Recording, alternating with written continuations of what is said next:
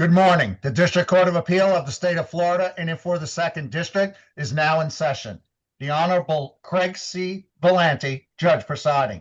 Those having business before this court, draw near, give attention, and you will be heard. May God save the United States of America, the State of Florida, and this honorable court. Okay, good morning. Welcome to this session of the Second District Court of Appeal, presented to you by Zoom. Each side has an equal amount of times, as you probably recall. That's 20 minutes. The appellant can divide that time between an opening statement and a brief rebuttal, not to exceed 5 minutes after the opponent has spoken. As the marshal has explained to you the procedure about exiting the video chat room, I'm not going to repeat that. So let's begin by telling you we're going to follow the order of the calendar. The first case is going to be Altaf Ghulam Hussein, followed by Brockhurst, followed by Bollinger and Tolan. There's two other cases that it says OAWs, but they're not of your concern today. So with that, let's go with the first case. That's Divine versus Ghulam Hussein.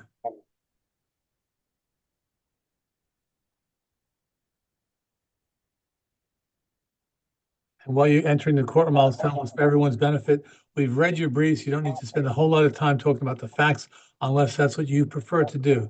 But I suggest you get right to the meat of the matter, which is the issues.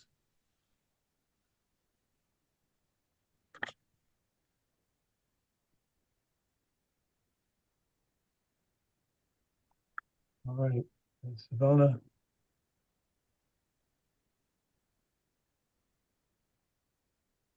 Gonzalez, you there? All right, we're ready to go. Let's begin. Good morning. Let's begin. May it please the court. My name is Ralph Gonzalez. I represent the appellant in this matter. I'd like to reserve 3 minutes for rebuttal. You got it. I'd like to address the first assigned error. And although I think the briefs do lay this out very well, I want to look at this as both a procedural and a substantive error with regard to the refusal to allow Dr. Janiak as a witness in our case in chief.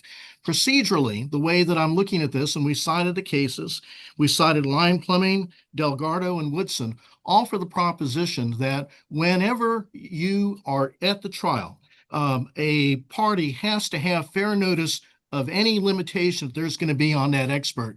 And that creates a procedural reversible error if that gets changed. In this case, what's very important, and I'm not so sure the briefs lay this out as clearly, but during the argument on this, we made very clear what the order of our witnesses were.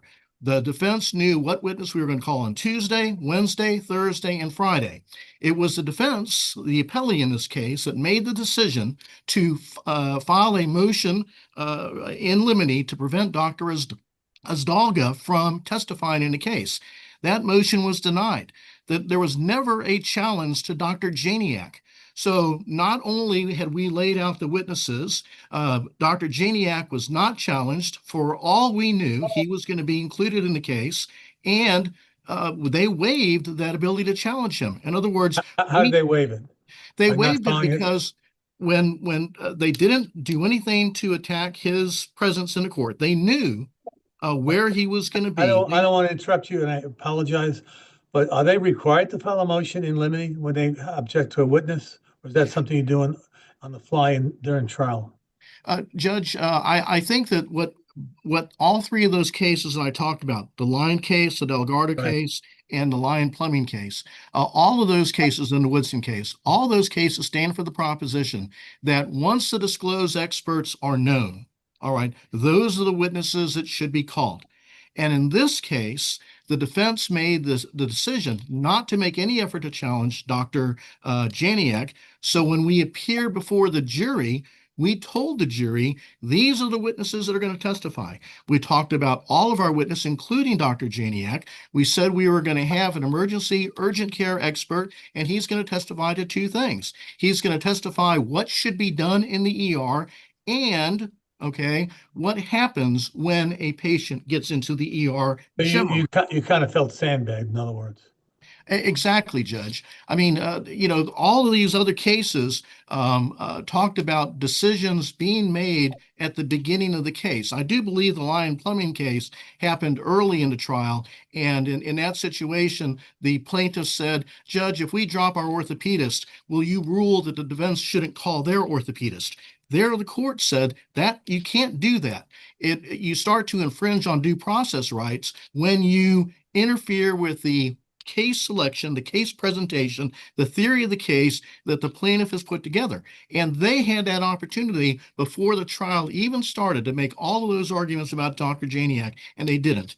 That's the procedural error. Mr. Gonzalez, I want to make a point because I don't see anywhere in the record where Judge Newton excluded Dr. Janiak. Let me see if my notes are correct. You had an initial strategy to call him first and another expert in rebuttal. But you decided to call Weigel, Azagaldo, Monahan, Diaz. Then you intended to call Janiak to pare down his testimony. You called the defendant and then tried to call Janiak as rebuttal. So you were creating your own rebuttal, and you even admitted and conceded you can't do that. So it seems that you decided that he would be a rebuttal witness should there be any rebuttal. I don't see where Judge Newton rejected or disallowed you from calling him. Because when it came down to him being available to be called, you said to the court, I cannot make a connection to him, therefore we are not calling him. So show me in the record where Judge Newton excluded him, made that ruling.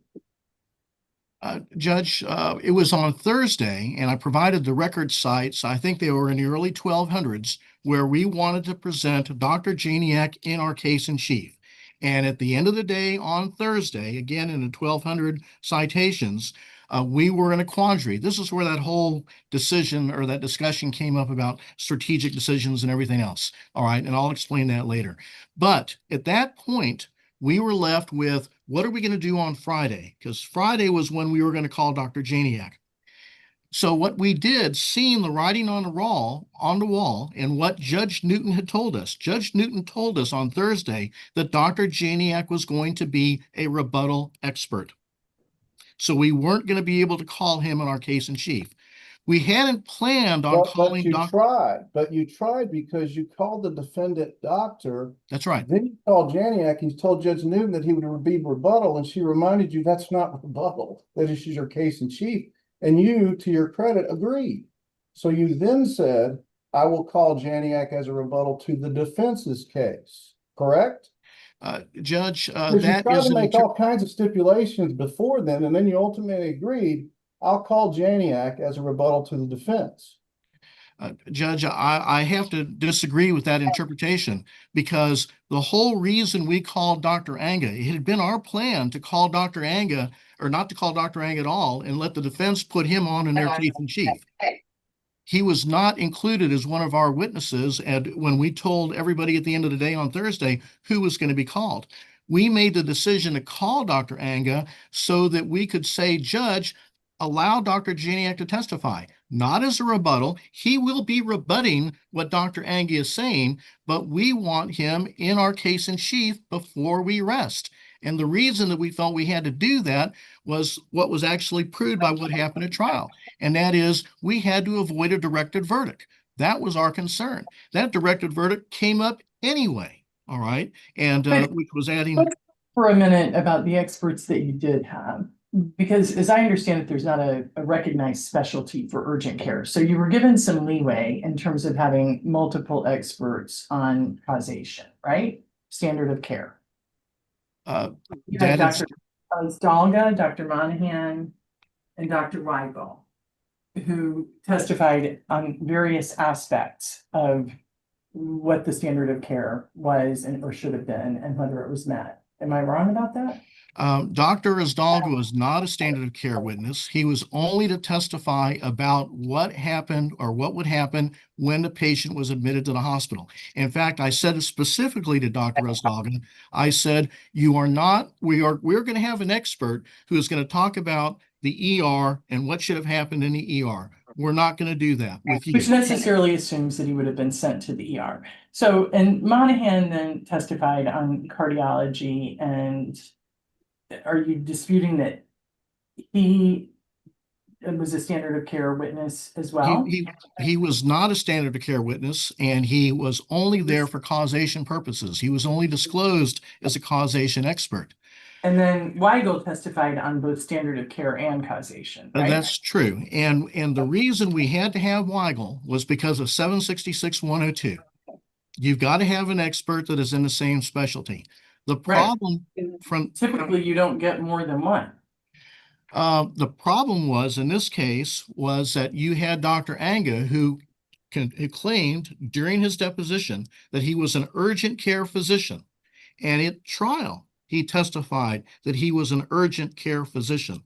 And that's the substantive part of the argument that I'm trying to make with regard to his disclosure, because our theory of the case was an urgent care doctor, and this is what Dr. Janiak testified to in his deposition, was that an urgent care doctor has to look for things, for the potential of things to happen.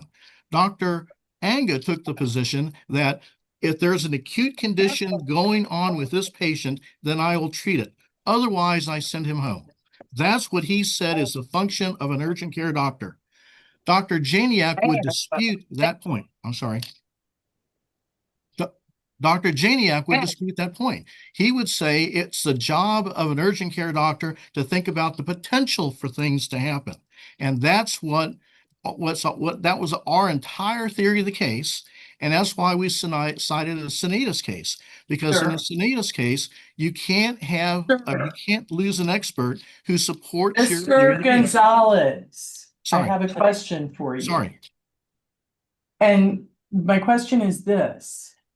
Judge Newton didn't preclude Janiak from testifying in the manner that you're outlining right now. She said he could testify on rebuttal. You made a strategic decision not to bring him.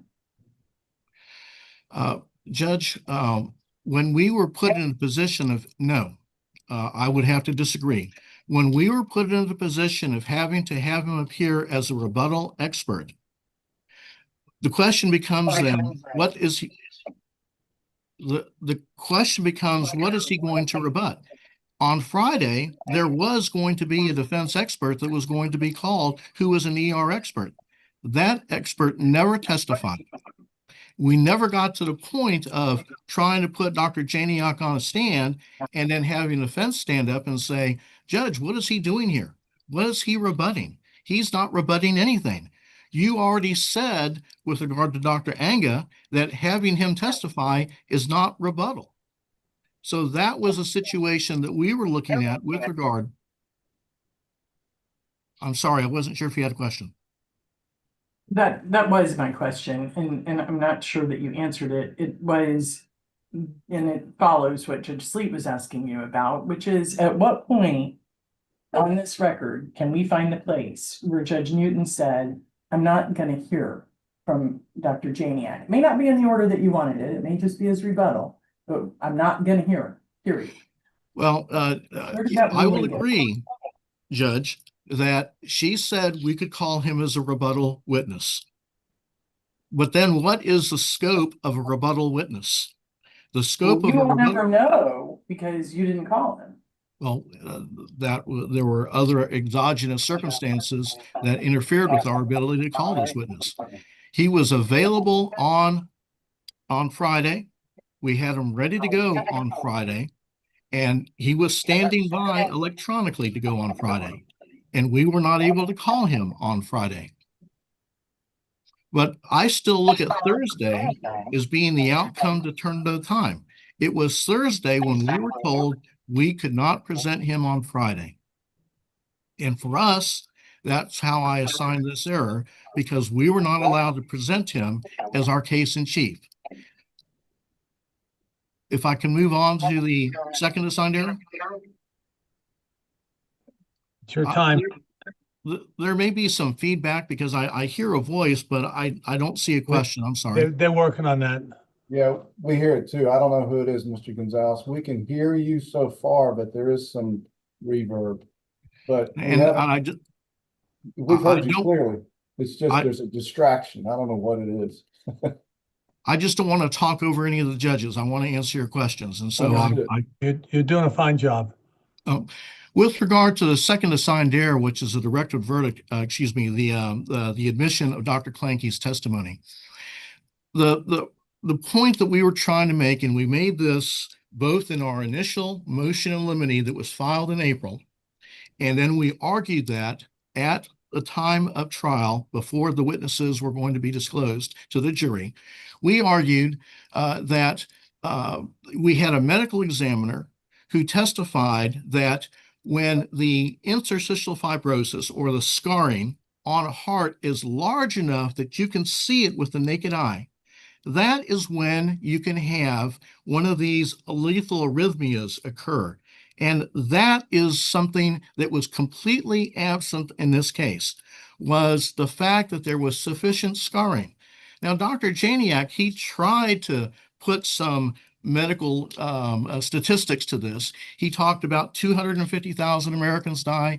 He talked about 75% of the time when something like this happens, it's a lethal arrhythmia from an enlarged heart.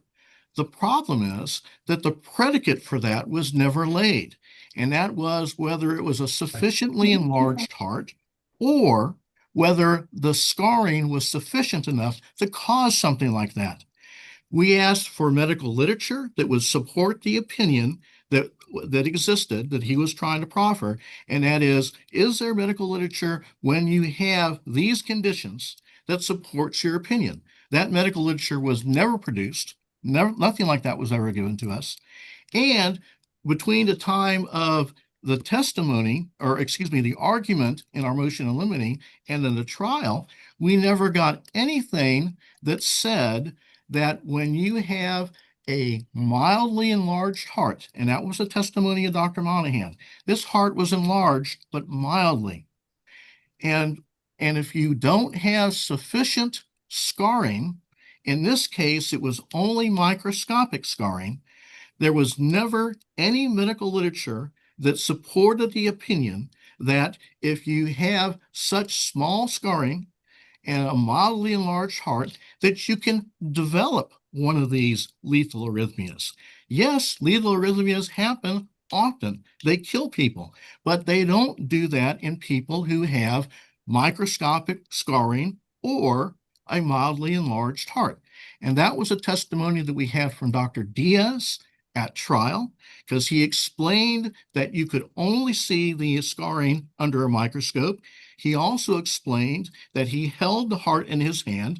And as I made the point in both the motion as well as during the argument on the motion before the trial started, Dr. Diaz was extensively well-versed in sudden death. He has written extensively on sudden death. If anyone was going to look at that heart and be able to see and say that this individual died as a result of sudden death, it was him. And he did not see any of the predicate parts that would allow you to make that opinion. And that was the fatal flaw with regard to the testimony of Dr. Clanky, was they never took those set of facts and applied them to this case. There were a number of cases that the defense cited in their brief that I thought were important on this issue. There was the Hendricks case, which was the 11th Circuit Court of Appeals case. That case was cited for the proposition that you don't always need literature to support your opinion. The court also says that it has to be reliable. And they went through the literature exhaustively, all the articles and books that the lawyers had cited with regard to this opinion, and they said, you haven't given us anything that proves the predicate set of facts that would allow you to make the testimony, the conclusory testimony that you're making. That's Mr. Gonzalez, I don't want to interrupt, but you're down to your 3 minutes. You can keep Okay. going, or you want to save it. What do you want to do? Judge, I would also just call really quick the attention to the case of Royal Caribbean versus Spearman, which was also submitted by the defense, where it says the court has to act as a gatekeeper. And in this case, we believe that Judge Newton, with all respect, abrogated that gatekeeping function when she said, well, I think both theories are speculative, and if we granted this motion, it would wipe out the entire defense case. That was an abrogation of the gatekeeping function. She had to look at that issue, and that was never done. And the evidence should never have come in. And once it did come in, directed verdict should have been granted. Thank you. All right, thank you. I'll save you 2 minutes and 15 seconds. Ms. Savona? Good morning. May it please the court. My name is Teresa Savona, and I'm here on behalf of the appellees, Dr. Enga and Bayfront HMA Convenient Care. Now, there are two real issues here: the admissibility of evidence when it relates to experts and the directed verdict. And the trial court was correct in denying the estate's post-trial motion on those issues. I'd like to jump into the first issue, Dr. Janiak. This was noted by this panel, by Judge Sleet and Judge LeBrit, that there was no ruling by the trial court that excluded, prevented, or struck Dr. Janiak from testifying. There were two strategic decisions when it came to this physician. Now, my colleague on the other side did note that he provided the lineup of witnesses. That is correct. That lineup of witnesses, though, was changed because Dr. Azdalga could not be there later in the trial. So even though Dr. Janiak was available, the argument below was that we're changing our lineup because we want to make sure that our other expert can get in here first because we have concerns with that scheduling. The trial court made it clear and said, quote, "I have nothing to do with the lineup of witnesses whatsoever," at page 1207 of the trial transcript. Throughout the trial, when Judge LeBret, you set out Dr. Azdalga, Dr. Diaz, Dr. Monahan, Dr. Weigel, all of those testified. And during the testimony of the trial, defense counsel repeatedly objected of the potential cumulative nature. And the judge noted that every single objection was overruled. When it came time for Dr. Janiak to possibly be called then as a fourth witness and a fifth physician, there was a large discussion at pages 1200 to 1203 of the trial court that said it's concern. It did not make a ruling. It did not make a finding. It did not prevent, exclude, or strike Dr. Janiak. At that point, the estate said, it announced that it's, quote, going to have a strategic decision at page 1208 of the trial transcript, which the court noted, quote, "I'm not involved in I don't want to be part of your strategic decisions," end quote. And that's at 1209. The trial court advised, just to be clear, if you want to call Dr. Janiak as a rebuttal witness, you're welcome to do that. But at no point was there a ruling excluding that physician. And at that point, at page 1211 of the trial transcript, the estate advised, quote, that they were making the strategic decision to save Dr. Janiak as a rebuttal witness, end quote. The second strategic decision that was mentioned is the one on rebuttal. When rebuttal came, my colleague on the other side was discussing, well, what was there left to rebut? That's not what the issue is on this appeal. The issue is that the estate made the strategic decision on rebuttal. And I want to quote at page 1494 of the trial transcript, when the estate announced that it was not going to call Dr. Janiak. Quote, "Despite our best efforts, we're having difficulty with the remote connection. And so I have made an executive decision. We just can't call him. So we can't be calling Dr. Janiak this morning," end quote. At no point did it have to do with the decision that there would be nothing left to present or nothing left to There was never a proffer made, right? Was there ever a proffer made of what he would say if he was permitted to testify in direct or on rebuttal? I don't believe so, but there was never a ruling to say he wasn't coming in. So I understand the argument. I'm Yes. just asking a question. All right, thank you. Understood. I don't believe there are proffer. I know there was discussion as to his specialty and that he was going to testify as to emergency medicine. There was discussion by the parties lengthy, and I do agree with my colleague on the other side. At the beginning of the 1200 trial transcript, there is a large discussion by the counsels and the trial court as to what there would be discussion, but was there an actual proffer? I can't advise as to that. Yes, Your Honor. I'd like to move on to the second issue related to Dr. Klenke. This was the defense's only expert when it comes to causation. And this case is a medical malpractice wrongful death case. These cases are quintessential battle of the experts that everyone knows. We always hear this type of phrasing, and that negligence cases really needs to be determined by juries, not by a trial judge sitting as a seventh juror. And in this case, we had competing theories. The state had one, that it was a chronic issue leading up to Mr. Devine's death. And the defense had another, and that was that this was a sudden and cardiac incident. Now, the issue of the medical literature, the trial court specifically discussed that the issue that the estate was raising as to Dr. Clanky would also call into question Dr. Monahan, the estate's cardiologist. Dr. Monahan did not use literature, indicated he did not use it, and stated that and objected to the subpoena ducis tecum when in the deposition, the expert deposition. And that's at 4689 in the record. So the trial court made it clear, and the trial court acted in its discretion, that this is two experts that looked at the same reports, the same records, the same depositions, and just came to a different conclusion. And those types of situations, there should not be an exclusion of an expert when you have a difference of opinions. You're looking at the same facts and you're coming to a different conclusion. This also furthered the due process notion that my colleague on the other side was discussing, that the trial court correctly noted that this would wipe out the causation defense by the appellees if they were not allowed to provide Dr. Clanky. And this court, in its rulings in Board of Trustees versus Carter and State Farm versus Bowling, had said that it was error to allow that to happen. So the trial court was respecting the due process notions by both parties to say, I will allow both experts to testify and let the jury determine. This is coming down to weight and credibility and conflicting interpretations and opinions on the same exact data. And this leads into the last issue, which is the directed verdict. As I indicated, this was competing testimonies and competing theories, and that on a motion for a directed verdict, all the evidence and reasonable inferences are to be in favor of the non-moving party, Dr. Anga and Bayfront, so the appellees in this case. Because there was conflicting testimony by Dr. Monahan for the estate's cardiologist, Dr. Clanky for the defense cardiologist, different causation theories. This is a quintessential jury function. This is a quintessential fact issue that was properly submitted. Unless this court has any questions, the appellees respectfully request this court affirm the trial court's ruling and the verdict and judgment below. Okay, that's it. Mr. Gonzalez, I saved you 2 minutes and 15 seconds, and honestly, she only used 7 minutes, so I'm going to give you 2 minutes and 15 seconds. All right, thank you, Judge.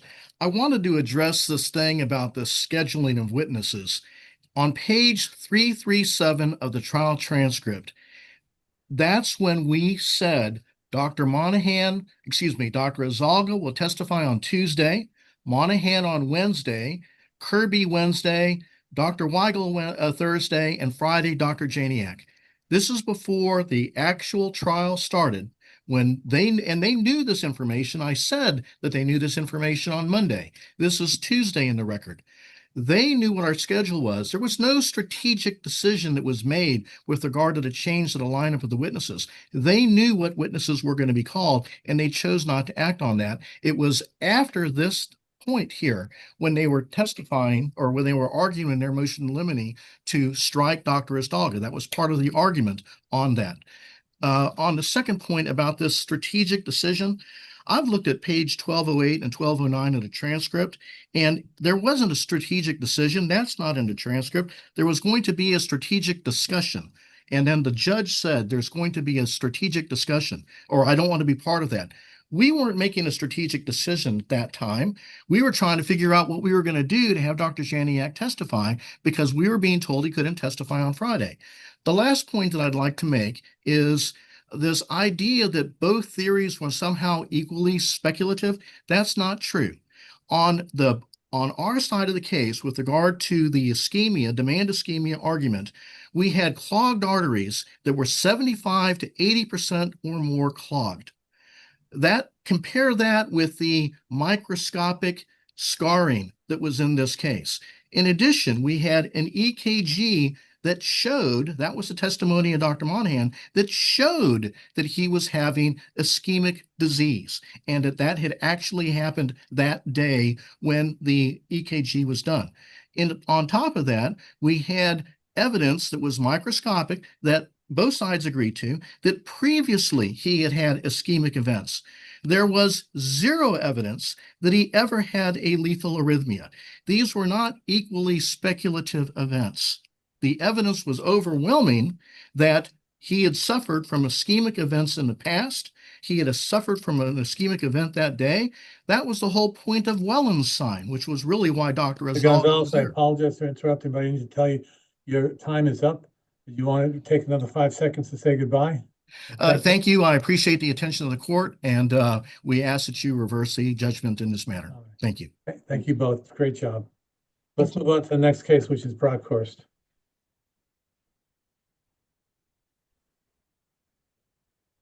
Ali Al-Rawi.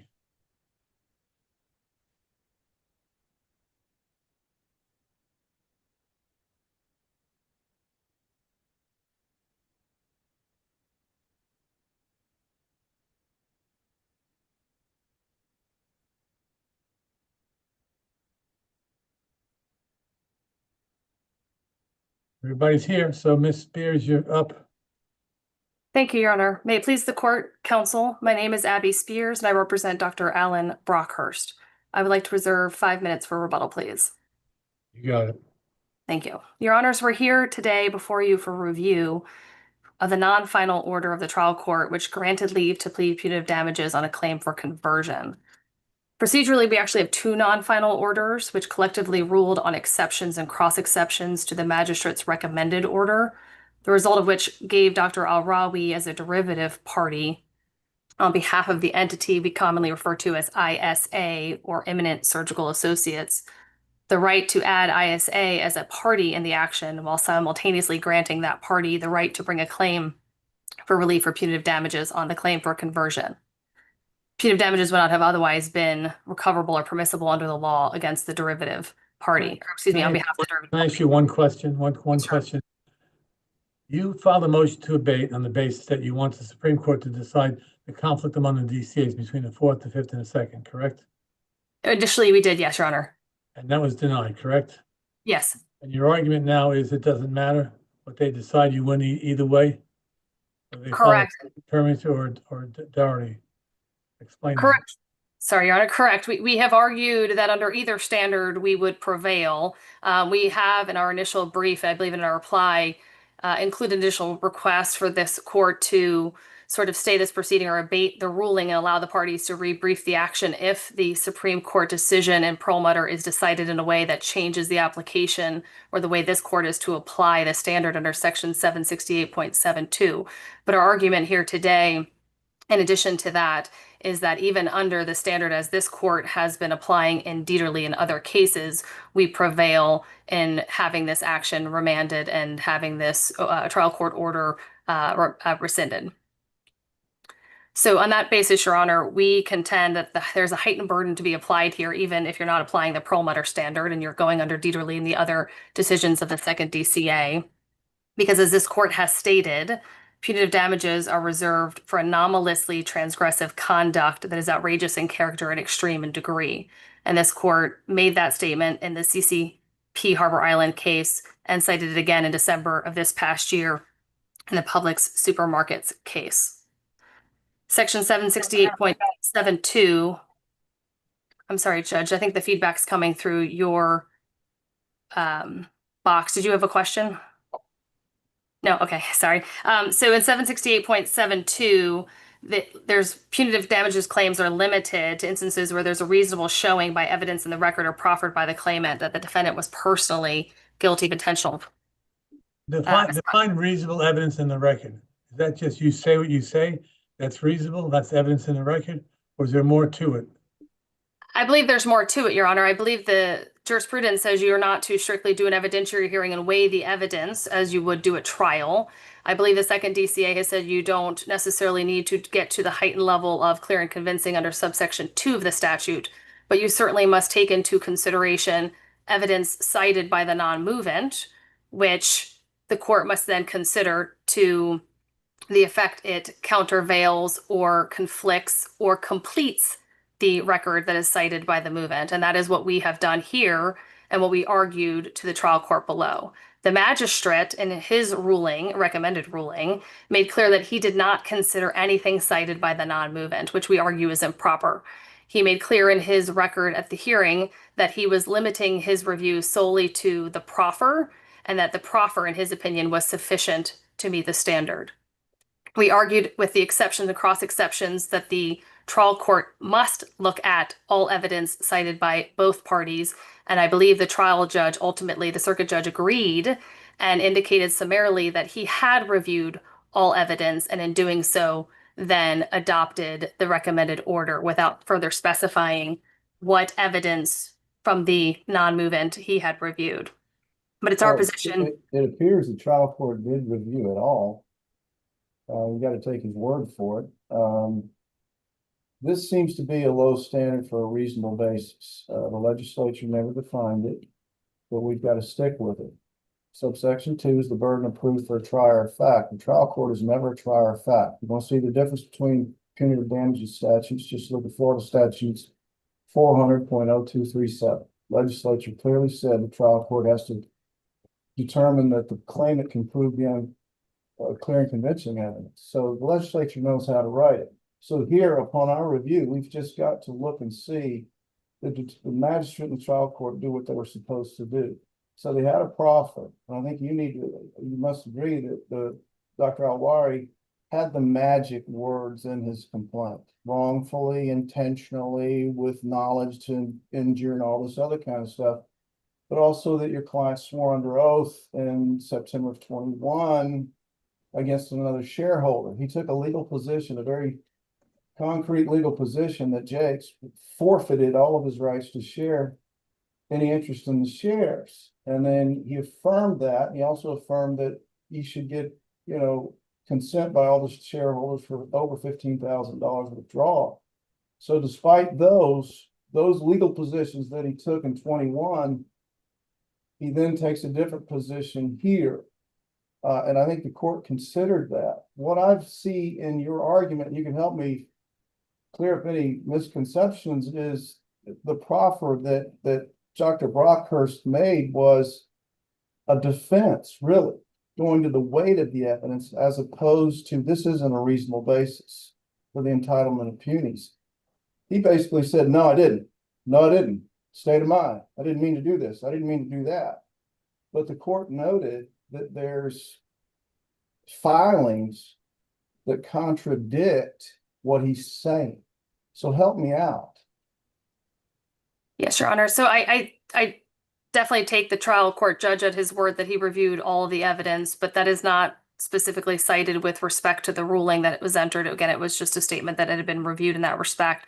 But our contention is that the de novo review includes the proffer and the 95 itemized material facts that were listed in our response in opposition to the motion for punitive damages, which are not strictly a defense, but again, provide that completeness or clarification. The movements here made selective arguments and excerpts of evidence that avoided information that would contradict what they were saying. They were very artful in their presentation, but that is why the evidence here cannot be exclusively viewed through the proffer of the movement and must consider evidence in the record cited by the non-movement. That is part of the jurisprudence.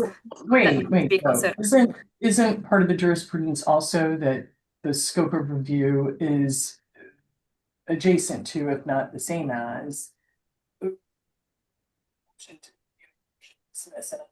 facts are accepted as true, and inferences drawn favorably to in this case, the movement. And what you're talking about is, the weight of your client's evidence against the evidence that the claimant relied on. I think we're kind of going in circles, but that in the context of the applicable standard for the trial judge to apply, I'm having trouble with the part about, but he should have looked at the negative evidence better. He should have believed it more.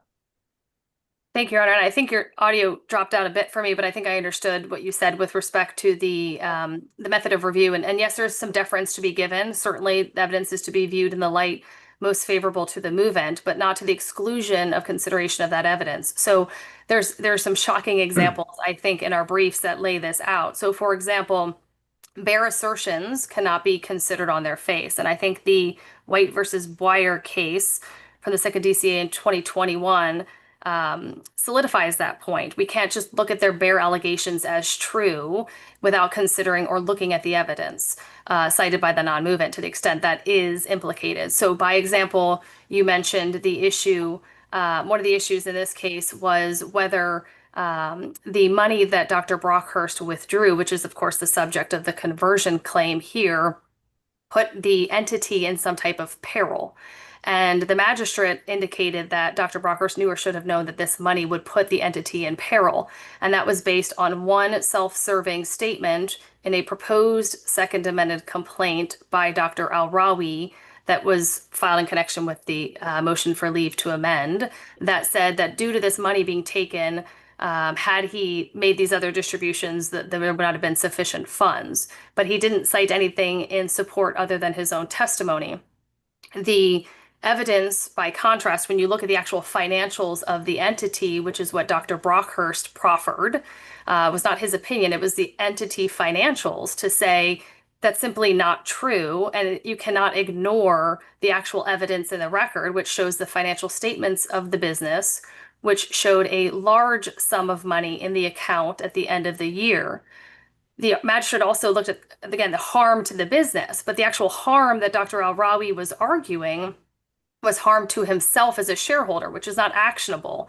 He claimed he couldn't pay his personal taxes out of the bank account for the entity, but there's no such obligation cited or in existence. He didn't have to pay his personal shareholder expenses out of the business, nor was he required to. And there was sufficient funds in the account. So the evidence shows, while Dr. Al-Rawi is seeking punitive damages for Dr. Brockhurst's $415,000 approximate dollar withdrawal, the actual number was $415,599.55. He himself withdrew over $525,000 that same month unilaterally without Dr. Brockhurst's approval.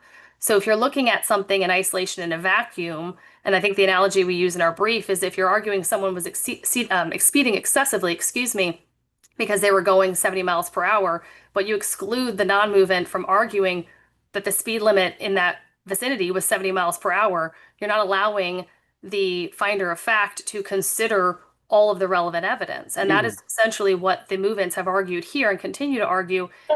Isn't that why we have two parts to 76872, where you've got a pretty low bar for a reasonable showing?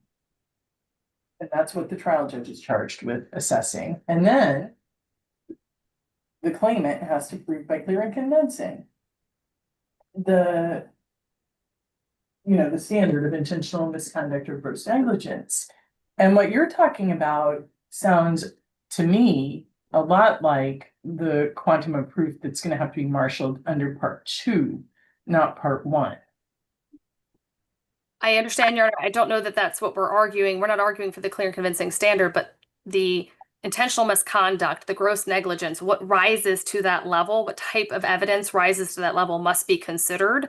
And what we're looking at here is whether or not he believed he was entitled to take certain amount of money, and whether that mere taking of money was somehow so egregious and recklessly in disregard of the rights of the entity that supports a punitive damages amendment, which is a very high burden, in my opinion, because it creates a substantive right for discovery.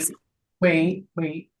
Is it the entity, or is it because the conversion claim is not brought as a derivative claim, or to the extent it is, that's not where punitive damages are implicated. He's got an individual claim for conversion.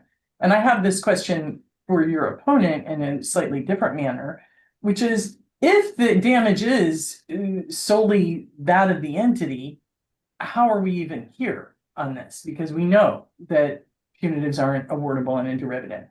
If the damages in the more conventional conversion, you took my stuff, you knew it was mine, and you didn't give it back, even though you knew, and I told you, and I wanted it back.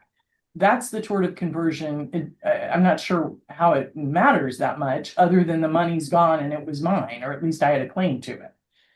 But the issue of whether the entity was damaged to me seems like a red herring. Bottom line, and this is the question I think you're confronted with here, is there is a difference, at least in this district, between looking at whether the proffer makes a reasonable showing and considering the evidence in the record versus whether that evidence rises to the level required by 2, which is what the jury is here for. And, you know, we don't know what the answer to that's going to be. But I think your argument would do a lot better in the Perlmutter realm, but that's not what we have right now. Understood, Your Honor, and I just want to go back and correct maybe some misapprehension or misconception of the issues here. The procedural posture is that ultimately, after leave to amend was granted, that the plaintiffs, meaning ISA as an independent party, as well as ISA derivatively through Dr. Al-Rawi, have both asserted a claim for conversion. The motion that was ultimately granted and the order entered at the trial court level gave ISA directly the right to plead conversion against Dr. Brockers. That is what's pending, and that is not a derivative, but a direct claim for conversion with punitive damages pending. That's what is at issue. So we are talking about harm to the business. It must be harm to the business for it to withstand punitive damages here. So that's why when Dr. Al-Rawi argues about his personal harm, his inability to pay himself his taxes that he would otherwise like to flow through the company, but not required to. That's the red herring from Dr. Al-Rawi's perspective, because the harm here must be harm to ISA because it is their direct claim for conversion and direct claim for punitive damages. But we did note in our brief, which might have led to some of the confusion, and that when they ultimately did file their third amended complaint following leave of court, they did assert punitives on behalf of both. So it led to some confusion there. Ms. Spears, you're at your 5 minutes. You want to keep going or you want to save it? I will just say that on the grounds that we believe that the standard has not been met with respect to the reasonable basis of the reasonable showing to that, you know, anomalously transgressive conduct here, we would ask the court to reverse the trial court's ruling, please. All right, you got 4.5 left. Thank you. Mr. Hutton, you got 20. Thank you, Your Honor. May it please the court. My name's Steve Hutton with Hutton, Domingo, and Stahl in Sarasota. And we represent the appellees, Dr. Al-Rawi derivatively on behalf of ISA and ISA. Counsel has tried hard both below and in this court to dance around the issue of, aren't you really asking the magistrate, the trial judge, and now this court to weigh the counterproffer? And of course, that's exactly what this is. I mean, why else bring up all this information if that's what you or is not what you want the court to do? And our proffer is fairly simple and fairly tightly contained. There's a summary judgment order in August of 2023, which is in the appendix. There was a verified First Amendment complaint, not merely a complaint with allegations, but verified by Dr. Al-Rawi, and a verified Second Amendment complaint. And much of what we argue in support of punitive damages has been established as a factual matter in this case by Judge Carroll's order of August of 2023. Now, the counter proffer, as I will call it, because that's exactly what it is, can fit into 2 general categories. Number one, Dr. Brockers believes he was entitled to take the money in December of 2022. And he justifies that alternatively. First of all, said it was because he thought Dr. Al-Rawi had taken a bonus, and in fact he had. But the irony of saying Dr. Al-Rawi taking a bonus justifies me taking money is Dr. Brockhurst had not and could not work for ISA since June 18th through the end of the year. He had been forced to take a voluntary leave of absence and then was forced to resign. Hadn't generated any money because he couldn't work for the hospital. Mr. Hutton? Yes. Mr. Hutton, we've read the magistrate's findings, and of course, Judge Carroll adopted those. And I think the magistrate made, you know, a pretty detailed explanation of what he was finding as the basis, excuse me, to satisfy subsection 1. But the question I have that I want to ask you is this Perlmutter issue. Our court doesn't apply the Perlmutter standard. We're in conflict with that. But this case presumably would be a pipeline case depending on how our resolution would go, or maybe either way. But my question to you is, if we apply the Perlmutter standard here, what happens? Because now, under Perlmutter, we would be looking at the counterproffer to assess the propriety of, or the sufficiency of the overall body of evidence to support clear and convincing. So help me out with that. Well, first of all, We have our own precedent, and it's different than Perlmutter. The correct. Perlmutter is pending in the Florida Supreme Court. So we could get an answer on that Thursday. And how does that change your argument, or does it? Well, I don't think it does for two reasons. Number one, the Perlmutter issue was not preserved for appeal. It was never argued below that Dieterle, although the law of the second DCA, we believe, was incorrectly decided, and Judge, you ought to look at Perlmutter and apply that standard again. Even though you know that's going to be dead on arrival with Judge Carroll, that's what you have to do to preserve the issue for this court. So point one, it's not preserved. Point two, if that heightened standard comes out, I guess the question becomes, is it going to be retroactive? And if so, retroactive to when? Because there's been a lot of punitive damages cases decided over the years, not on that standard. But, could you, in looking at the proffer and counter proffer, again, viewing the evidence in light most favorable to ISA, come to the conclusion that there is enough evidence there for clear and convincing proof of punitive damages? And I think the answer is yes, if you give the benefit of the doubt to the claimant, as I think you have to do even under Perlmutter. Because number one, you've got somebody who took it upon himself to take money out of an account that the agreement had always been nobody takes more than $15,000. And frankly, Dr. Brockhurst never took money out of the account. At the time he did it, he knew he was being sued to have his shares forfeited and his status as shareholder forfeited. He knew he had signed under oath in another case an affidavit that said exactly that this is the intent of our bylaws, that if you can't work and generate money for the company, you forfeit your shares and you lose everything. So he can talk all day long about I believed, but I think a jury is entitled to find that his actions and his prior statements belie that belief. Mr. Hutton, I have a question. Sure. So Dr. Brockhurst made this withdrawal while your client filed a deck action and pled that he was unsure of the legal status of Brockhurst as a shareholder, and he needed court intervention. So Brockhurst made the withdrawal while that was pending. Had not been heard, had not been decided, still isn't final. So you really don't have him violating anything because your client took it upon himself to tell the court, hey, I think there's a bona fide dispute. So it seems to me that any punitive damages would be for his wrongful retention and rejection of returning it. Wouldn't you agree? Well, I always thought that was the better argument. The magistrate did not agree, but certainly by August of 23, Dr. Brockhurst knew for a certainty, at least in this case, unless and until the second DCA might consider it and reverse it, that he was not a shareholder and he wasn't entitled to the money and chose not to return the money. Now, the magistrate was skeptical of that argument because he said, well, there's nothing in the order that requires him to return the money. And this is probably my fault. I probably didn't make my point. I thought that did you argue below?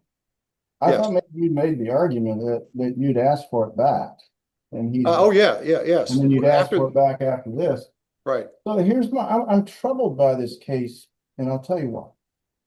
You cited, I don't know how to pronounce it, Kymar, and Foley. Those are pre-statute cases. They're instructive, but they're pre-statute cases whereby those courts didn't have to follow what we have to follow now. And I don't see any cases on point where we have two partners of a private entity, one of which is out for whatever reason, stealing, whatever. Let's just say stealing. And you've got to count for punitive damages where a trial court has granted the motion. And so it makes me look at the purpose and objective of punitive damages where our courts is replete with explanations and articulations of egregious, sufficiently reprehensible to rise to the level of truly culpable behavior deserving punishment. Conduct that calls for punishment of the offender, deterrence of others that might otherwise act similarly. The conduct that calls for punishment as deterrence rather than compensation, extraordinary relief, not mere compensation, but punishment. Conduct that a reasonable and ordinary person can describe as outrageous. What's the objective and purpose of punitive damages in this case? These are two private partners, obviously liked each other for a while. Now they don't. But what message are we sending anybody else? There's no message to send anybody but Brockhurst. So how does this fit within that? Well, you certainly, there's nothing wrong with sending a message to the wrongdoer, but the bigger message that gets sent is consider if conversion short of I've got a gun and rob somebody, if anything short of that does not give rise to punitive damages, then you could take money from a company with impunity in the sense that the worst case scenario is you have to give it back with some interest. I mean, it's deterrence to future conduct where people undertake, and I'll give you the benefit of the doubt and call it self-help, but I mean, the easy answer for him, and he's done it now, is file a counterclaim and say, I'm owed that money. Why didn't you pay me that money? We don't know about that, so. Okay. But we've got a case where at least you can see that his accountant indicates that he's entitled to $9,800, and that's those your client, Dr. Alvaro, you say, okay, he's entitled to something, but it sure isn't $415,000. So wait a second. So he took money, he took more than he was entitled to. So why isn't this just a dispute between two partners over how much he's entitled to, rather than some intentional misconduct for which, we're going to destroy his life by just simply sending a message to one doctor from another? Hey, don't steal again?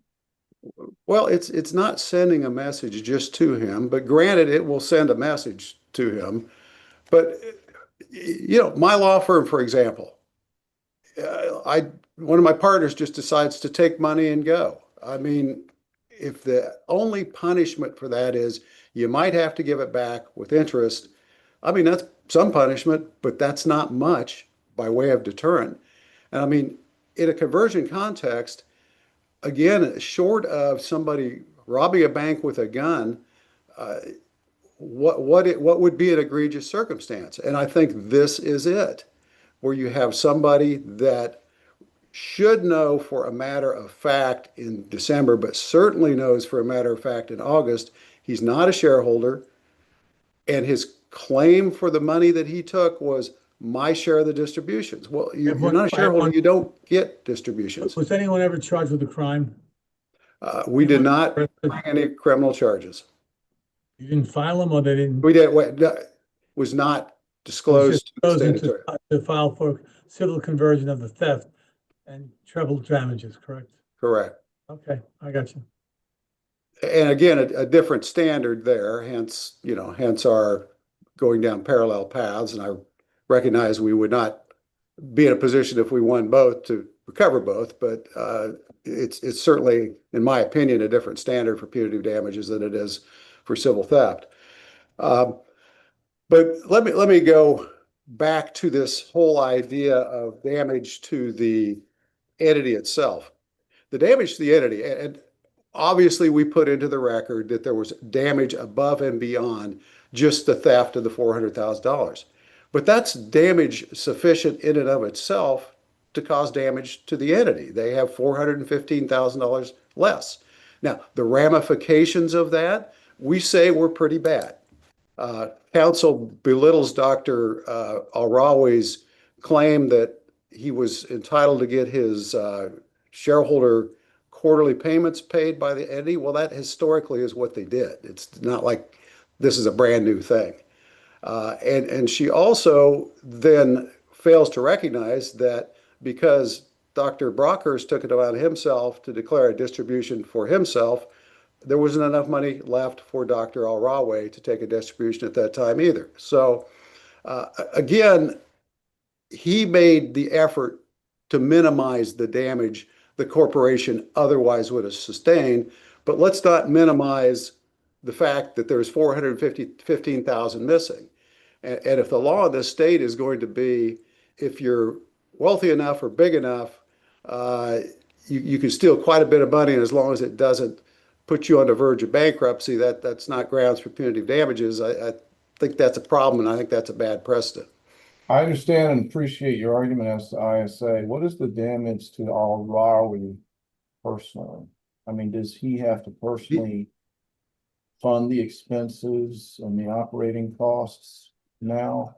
Yeah, and just to be clear, Al-Rawi personally is not a party in this lawsuit. He's only derivatively on behalf of ISA, and then ISA as the main claimant. Okay, so the damages is to the entity.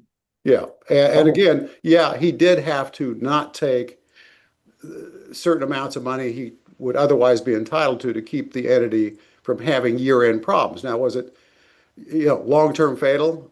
No, that's not what caused the company to no longer be in existence, but it certainly was short-term painful. Unless the panel has any other questions of me, I think I will just close by saying this is clearly a situation where counsel wanted the magistrate, the trial court, and now this court to weigh the evidence and pick a winner at this time. I mean, that's just not appropriate under any standard, including Perlmutter. If you look at the evidence in the light most favorable to us, and again, most of our evidence is undisputed because it is contained within Judge Carroll's partial summary judgment order. If you look at that evidence in the light most favorable to us, under any standard, I think this is a case that there should be punitive damages, at least the opportunity to do so. And we request that the court affirm Judge Carroll's order. All right, thank you, Ms. Dutton. Thank Ms. you. Spear, you have 4.5 minutes left. Thank you, Your Honor. Contrary to what Mr. Hutton said, there's no evidence in the record that ISA was not able to meet its end-of-year financials or any risk of not meeting its end-of-year financial obligations. What is in the record and what we cited, we don't think can or should be ignored, whether you're weighing the evidence or not. It is contradictory to what Dr. Al-Rawi has argued. He himself took $525,000 in an unprecedented payment to himself that month. So he has attempted to argue that the entity did not have money or was at peril or some loss from this money being removed. But he at the same time was taking unprecedentedly large transfers out of the accounts. And we put that in our opposition and put that before the court as record evidence. We have the bank statements, we have the financials, we've showed the unprecedentedly large cash transactions he was making during that time period without Dr. Brockhurst's approval. And going back earlier to Judge Sleet's question about the prior testimony in the Dr. Jakes litigation, we also did provide information evidence about that from the record in opposition to the magistrate's comments with respect to Dr. Brockhurst, knowing he was quote unquote like Dr. Jakes in this scenario. There are stark differences between those two. Dr. Brockhurst was a disputed shareholder, as the court has recognized. There was litigation ongoing. And in the Jakes litigation, Dr. Jakes continued to receive payments from the shareholders while that dispute was pending. And it wasn't until that matter was settled outside of court with no judicial determination being made that Dr. Jakes' shares were redeemed. So Dr. Brockhurst has argued through the record evidence that he believed he was a shareholder. He withdrew money from a distribution he otherwise believed he was entitled to. He did have affirmative defenses pending with respect to set-off and arguments related to entitlement to money that he believes he received. And all of that remains pending and within dispute of the parties. He has acted in accordance with what he believed was his shareholder rights, and there's been no determination at that time in December of 2022 with respect to those rights. And to address the summary judgment that was ultimately entered in August of 23, as we have argued, the court specifically stopped short of making any final determination with respect to return of any monies that might have been received. All the determination was made in August of 2023 was that Dr. Brockhurst was no longer qualified to be a shareholder as of that time. There was no calculation as to monies owed between the parties, and that remains in dispute between the parties to this day and will be subject to potential trial going forward in this matter. So we believe, Your Honors, that based on the standard to be applied by the second DCA, not even going to Perlmutter, but going to Dieterle going to the Publix supermarket cases and the other cases, that the facts here are not as anomalously egregious as one must find when you have two trauma surgeons who are 50% shareholders having a dispute over cash that has been withdrawn, frankly, by both parties, and that the court, looking at this evidence de novo, should find that it doesn't rise to the level heightened and necessary for that egregious conduct and for that amendment. So we would ask the court to remand and reverse this decision so the parties may proceed in the underlying proceeding. And if the court doesn't have any questions, we will rest with that. All right, thank you, Ms. Spears. That's it. Let's move on to the next case. We'll take it under advisement. The next case is Bollinger versus Tolley.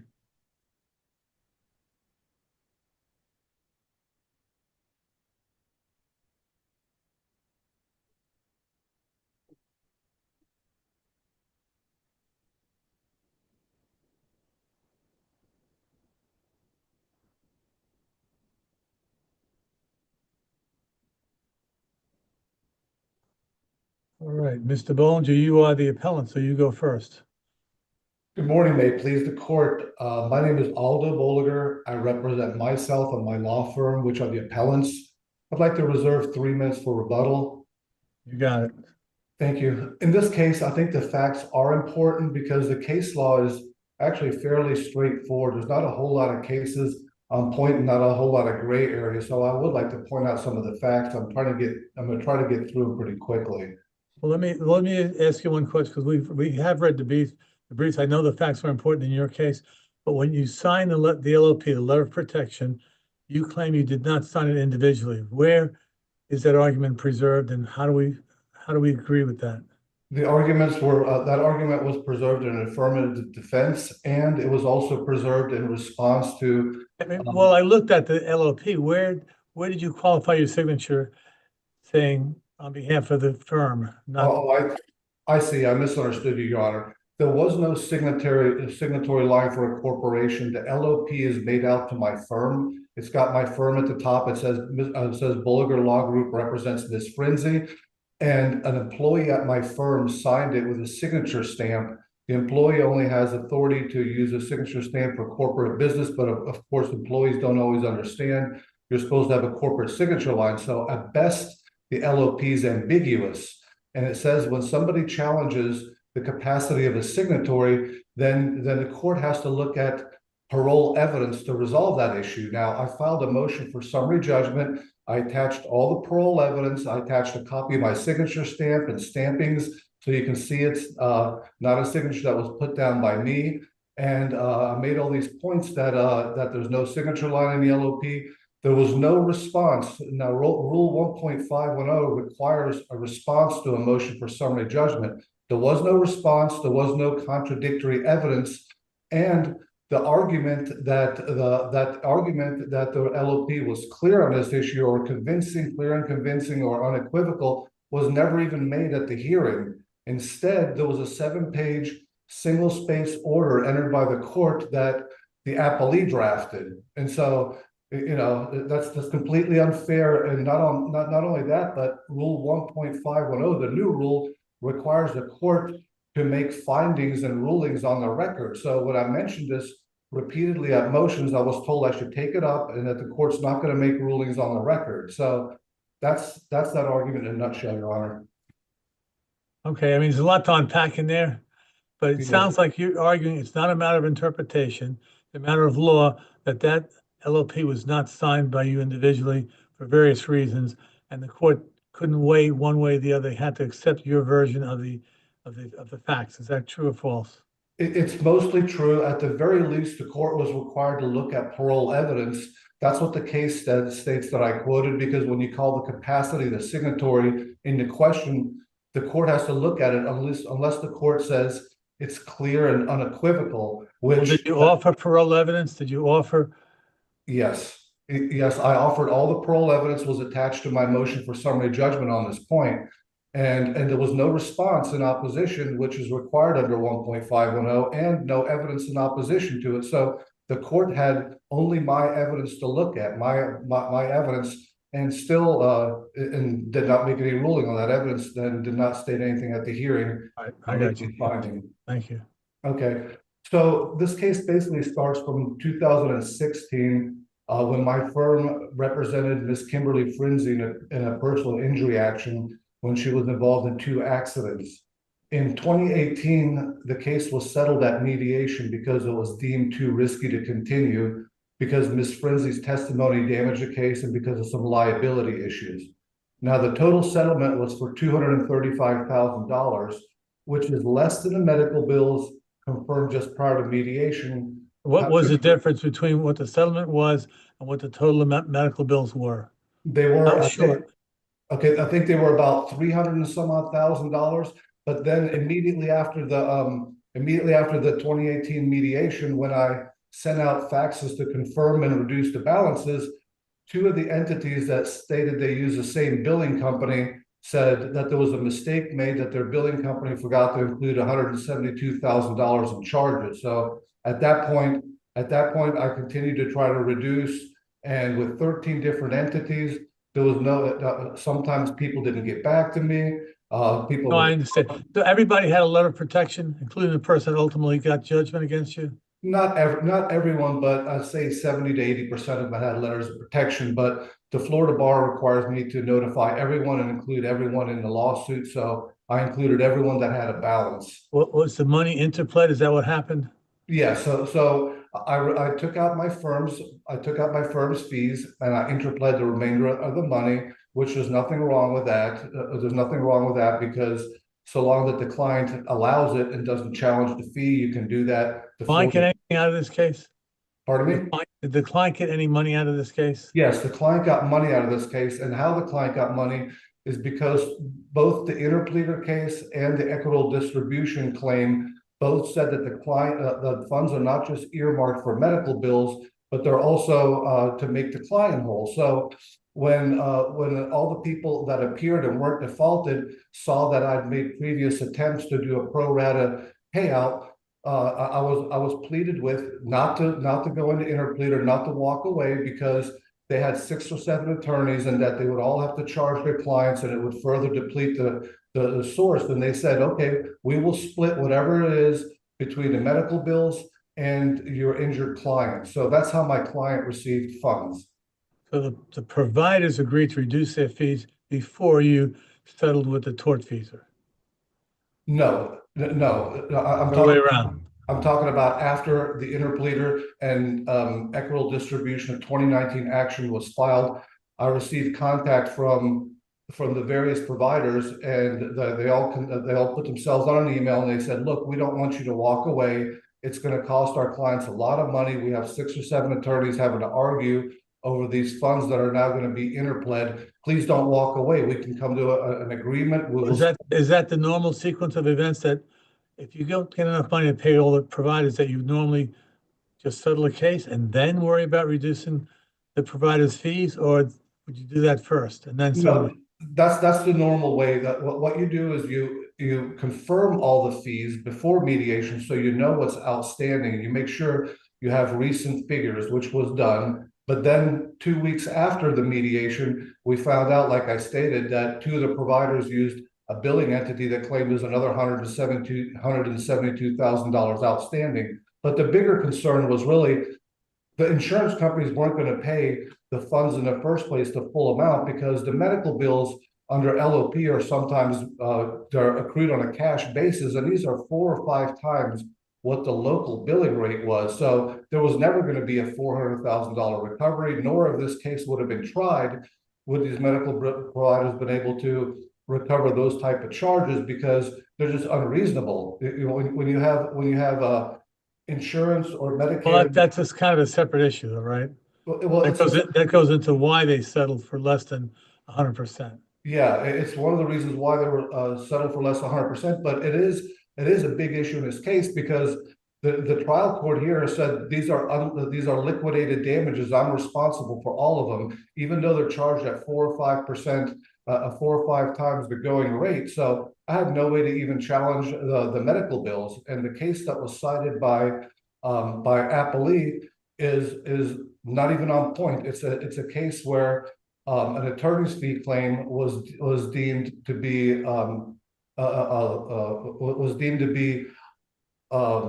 recoverable without a trial on damages because the agreement stated what the attorney would charge as an hourly rate. The LOP obviously doesn't have any type of rate for the services charged. So I have no way to even challenge it. And I'm now responsible for $60,000 in an appellee's inflated medical charges in this in the judgment. Mr. Bollinger, I have a very simple question. Yes. The interpleader named your client, and your prayer for relief was that the plaintiff be dismissed and all the defendants remain, and the court decides and equitably distributes what they're entitled to, correct? Correct. Okay, you did not file the remaining funds in the court registry, did you? I held them in trust. Yes or no? Yes or no? I'll take that as a no. It's a no. You would agree with me that if you had done that, that it would have been to the court with its authority, jurisdiction, and power to tell each and every provider what they're equitably entitled to, correct? Well, I don't agree. Yes or no? No. You obviously don't understand interpleading it. No, I do understand interpleader. Just the court is not going to dole out funds to parties that were defaulted, because when you default, you waive your balance. The court deals with default parties the way the court deals with them. You decided to settle this case, and you testified that you were not going to communicate with defaulted parties, correct? No, I never said that. Defaulted, whoever would call me, I would return their. Testified, why would I call them? They're defaulted. Right. I'm just trying to get to this simple issue, because the issue is you settled this case, but you didn't settle with all the providers, correct? I settled with all the providers that appeared, yes. Correct. But Yes. there were some left who got defaulted, correct? Correct. Okay, but when you filed this action, your pleadings pled that there are letters of protection with these particular providers. And you would agree with me that if a provider didn't answer, that those pleadings that you made are well and true, correct? They're deemed Correct. well and true, Correct. which would mean that Dr. Tolley agrees that your pleading is true, that there are valid letters of protection. He had one. He's failed to answer. Correct? Correct. Okay. So, but, sir, if you had done that and given the money to the court and let the court take it over for, according to the relief that you pled, it would have been up to the court, not you, to decide what they're entitled to and deal with the defaulted parties. But you decided to do something differently, correct?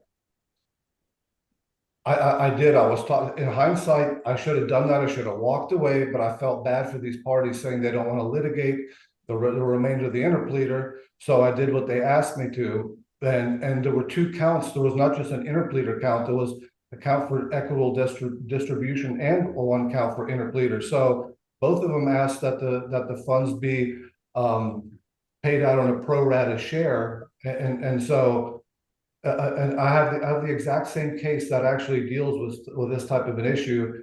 It's find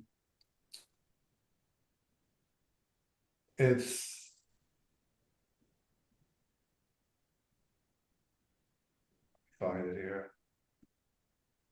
It's the Balfour Beatty Construction LLC versus New Era Lender case. While it's a middle district case from 2017, I'd like to point out that both the federal and state interpleader rules contain the identical language. It's just organized a little bit differently. But in Balfour, exactly like in this case, a party was defaulted via clerk's default for failing to respond to a complaint.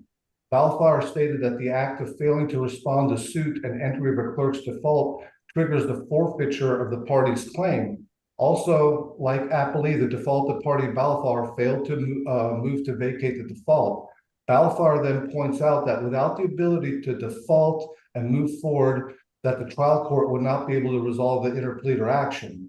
Last, the non-defaulted parties in Balfour, like here, also stipulated to a distribution of the res.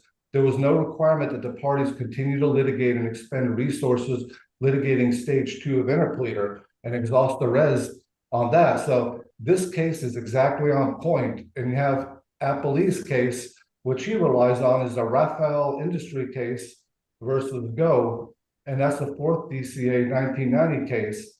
And in that case, it's completely different because that case there was a clerk's default entered, and then the party appeared, filed a motion to vacate the default, and the trial court refused to hear the motion to vacate. You don't have a default judgment being entered by the court here, correct? No. You never moved to convert that default into a default judgment by the judge. No. So there's no reason to vacate anything, correct? Well, a default has to be vacated before somebody can appear and argue. But that didn't happen. That's what I'm saying is you don't need to do that unless something else happens that didn't happen in your case. Right. It didn't happen in my case, but I'm pointing out in their case that it's completely different, because in their Raphael case, the party appeared, moved to vacate a default, and then the trial court refused to hear the motion to vacate. An appeal was taken, and then the trial court said under those circumstances, the trial court should have heard the motion to vacate and then continue with the case. It wasn't just entitled to pay out and deem the party to have defaulted and waived their balance. So that's I want to give you a heads up real fast. You wanted 3 minutes for rebuttal. You're at your 5-minute mark. Okay. okay. Keep going if you want to.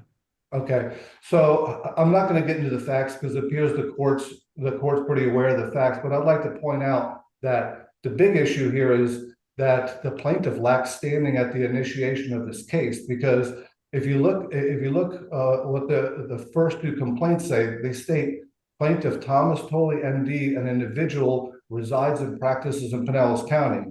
Now, Dr. Tolley admitted at deposition he has no personal interest in the LOP at all, and that it is held by his corporation. Moreover, the 2019 action was brought against the corporation. So I believe that plaintiff here purposely, Appellee here purposely pled Dr. Tolley so they could get around the default that happened in this case.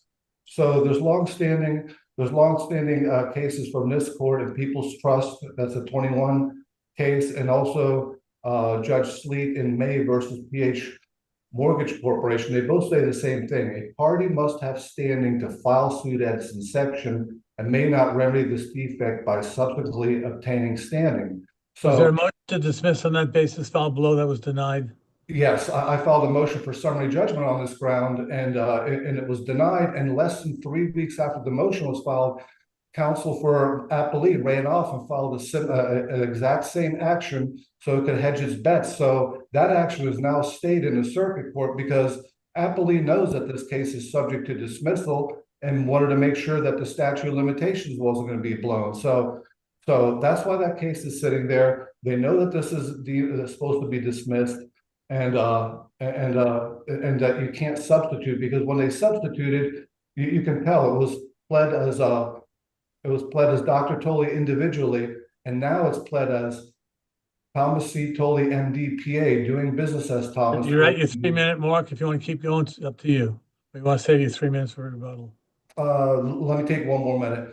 So the way it's pled now is an entity doing business in Pinellas County. So what we have is a completely different plaintiff. We don't have, as what Appellee is saying, that just change the description. You can't change the description from a private person to an entity and say it's the same plaintiff. And the case that they cite is not even, none of the cases they cite deal with substitution of parties and standing. All the cases that they cite are all relation back cases, and those cases are all based because the statute of limitations would be blown. The last thing I would like to point out is that waiver is waiver. So a contract under law has to be safeguarded, and its contractual rights have to be protected, and one cannot act inconsistently with those rights. Not appearing in the 2019 action is a clear waiver under the law pled, and I will reserve whatever I have here. I'll save you 2 minutes. You're a little bit under, but let's say 2 minutes. Thank All you. right, Mr. Salter, you're up.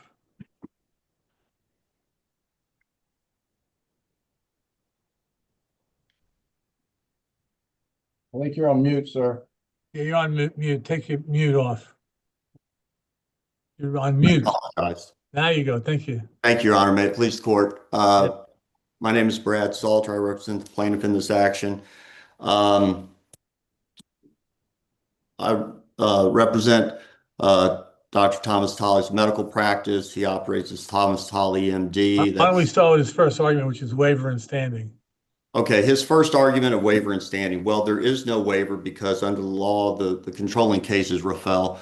That's the case that says that when you look at the prayer for relief in determining the extent of what the judge can do, what the trial judge can do when there is a default. Here, the prayers for relief ask the court to decide the outcome. It was the same prayer for relief in the Rafael case as it was in this case. And when that's the situation, then a judgment can't be entered for greater relief than what is asked for. Switch over to standing then. Sure. As far as standing goes, the standing, my client he named the wrong was party. improperly pled. I readily admitted that from the beginning. But the law also states that when there is no doubt as to who the intended party is, that the court is not only within its discretion, but always should go ahead and allow amendment to reflect both parties' intents. And here we have the defendant from day one in response to the complaint stating that the exact same party in the 2019 action, being my client, is the same entity as the plaintiff in this case, which we agreed with. We never took any position to the contrary. Their motion to dismiss had to do with the 2019 action. It didn't have it. They didn't say that it was a different party. And we simply said, as is evidenced in the order and is evidenced in our pleadings, that the motion to dismiss should be denied because they're asking the court to look outside the four corners of the complaint. So as it relates to naming Dr. Tolley, that was actually an issue that was noticed by me. So we went ahead and notified. And when the court was, when this issue was brought before the court on whether or not to allow us to correct our, Scrivener's error, the court had heard for almost a year us litigating, and everyone was always on the same page. I have provided the court with numerous documents where the defendant is consistently stating we are the same party as the party in the 2019 action. The bottom line is you got a court order allowing the correction. Yes, we did.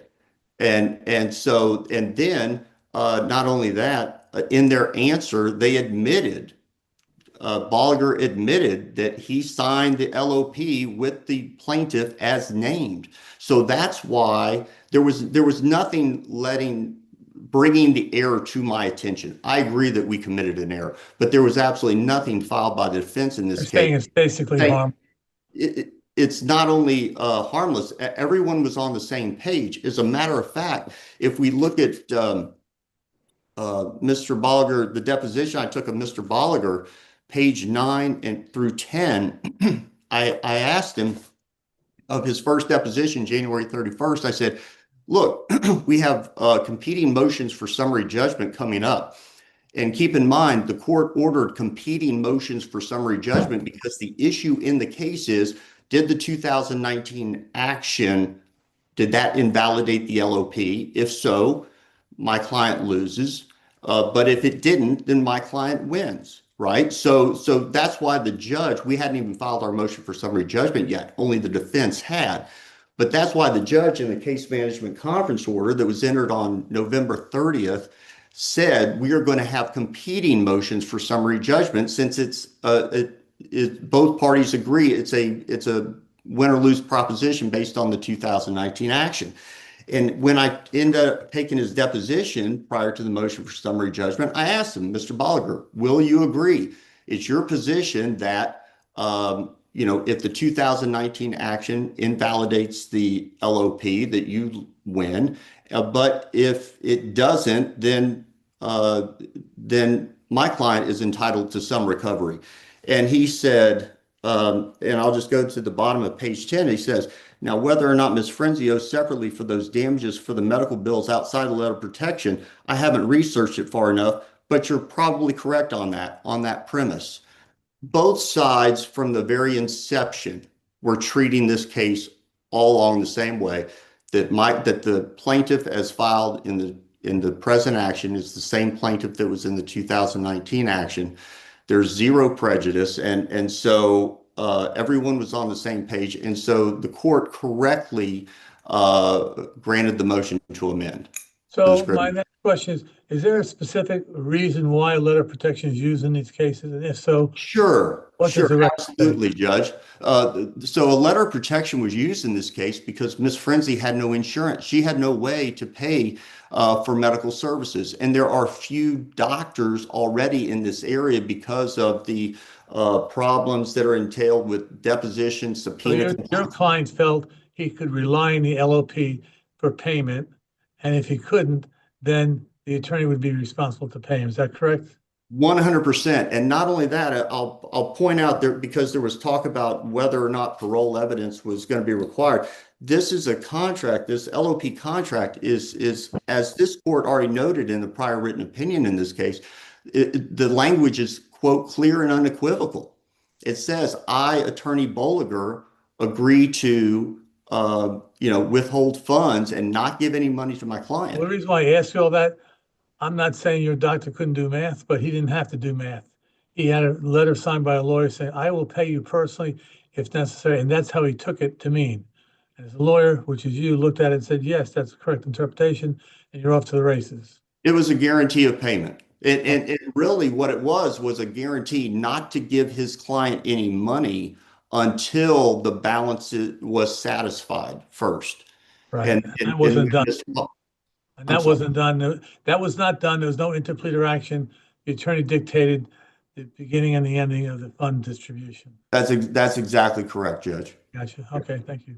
So we have there were a number of issues raised by Mr. Bolliger on appeal, but the trial court was absolutely within her discretion, and the law is clear that she should have allowed the amendment to reflect what both parties contended to be the plaintiff is properly named. There was no waiver by virtue of the clerk's default. There was no collateral estoppel because there was no judicial outcome. There weren't the same issues, and Mr. Bolliger wasn't a party to that action. So no aspect of collateral estoppel. And the damages in this case are liquidated because this wasn't Mr. Bolliger didn't agree to protect a reasonable fee. What he agreed to do was to not pay any money to his client until the balance was satisfied.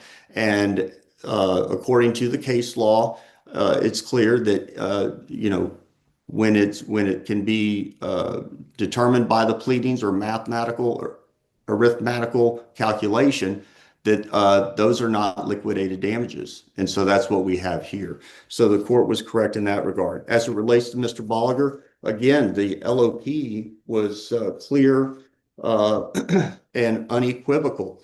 It stated specifically, the contract is only a paragraph. And at no point does it reference his firm. Now, Mr. Bolliger has agreed, from day one. He said it was on the firm letterhead. That's not correct. At all. It's Thomas Tolley, MD, is the name on the top of the LOP, Judge. That's just erroneous. Okay, I got you. Thank you. So the paragraph signed by Mr. Bolliger says, I, attorney at law, Mr. Bolliger, agree to withhold monies from settlement or court award in my client's case in an amount sufficient to cover unpaid balances for services rendered by your facility to my client and to pay off those balances prior to disbursement of any proceeds to him or her personally. I've been advised by my client to protect for the services rendered relative to the above referenced accident from any proceeds to the case as stated herein. And that was signed Aldo Bolliger. And so there's. Well, the question is, if he gave out 13 of those LOPs, 12 or 13 LOPs, and it's not enough money to pay 12 or 13, did your client know at the time he was getting into a losing proposition, or nobody knew there was 13 positions in the case? Well, there's a couple things. Number one, my client is not told about other providers and who they are. But number two, this LOP is executed at the inception of treatment.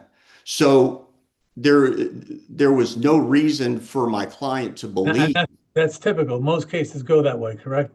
Yes, sir. Everybody knows that. Okay. I got Yes, sir. So there was no way for my client to believe that at the time he initiated treatment for this individual, Ms. Frenzy, that the case would ultimately be settled for an amount less than the outstanding medical bills. But the one thing that is for sure is that it was my client's treatment and his opinions of causation that gave rise to the value of the case that was there. Mr. Bolliger used. That's kind of irrelevant, but you're saying your client was very helpful regardless, and he should have been appreciated more than he was, but that's not really germane to the legal issue, right? It's not. It's not. It really goes to why I got involved in this case. I got you. Keep going. You got a few minutes left. If you want to use them up, it's up to you. Well, I think I've addressed the issues. If the court has any questions of me, I'm happy to answer them. I feel like we've addressed the issues in the briefs pretty well. I would like to take a moment, if I could, because I filed some case law earlier this week, and that was an error on my part. It was harmless.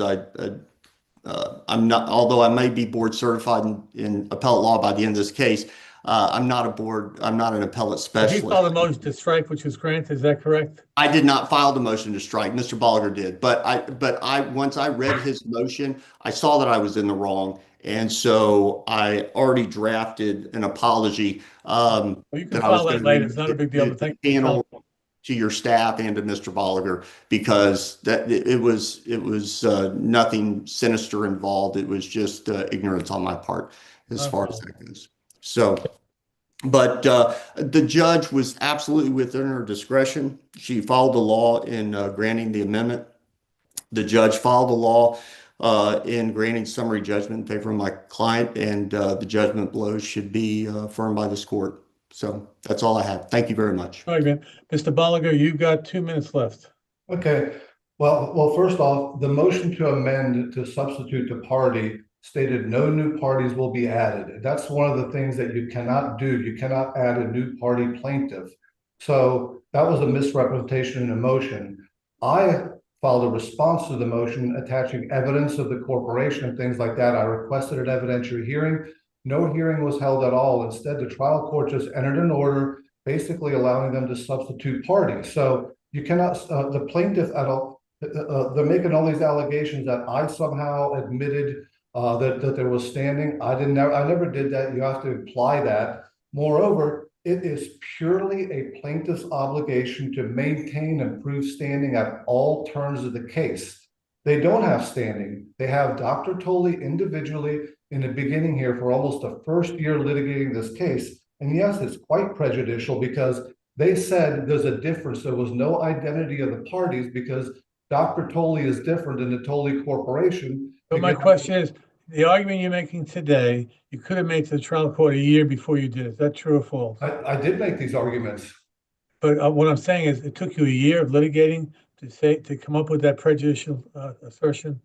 Well, not the prejudicial issue, but I pointed out to opposing counsel numerous times you don't have standing. It's not my responsibility to maintain the standing. That's plaintiff's own. No, I'm not. All right, I get it. You got 30 seconds to go. Keep going if you got something new you want to say. Yeah, so that's it. The other thing, the LOP does not create personal liability. The only thing that the LOP states is that I will withhold funds. It doesn't say I'm going to pay the funds or my law firm is going to pay the funds. So now I'm in the unfortunate position that I'm supposed to pay this Dr. Tolley $60,000 of inflated medical charges when he's in a better position now than he was if he had shown up.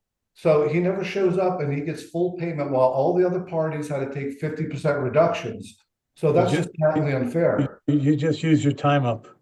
All right, I gave you a little bit extra, but you're out of time. Gentlemen, thank you for your argument. We're going to be in recess now. Have a nice day. Thank you.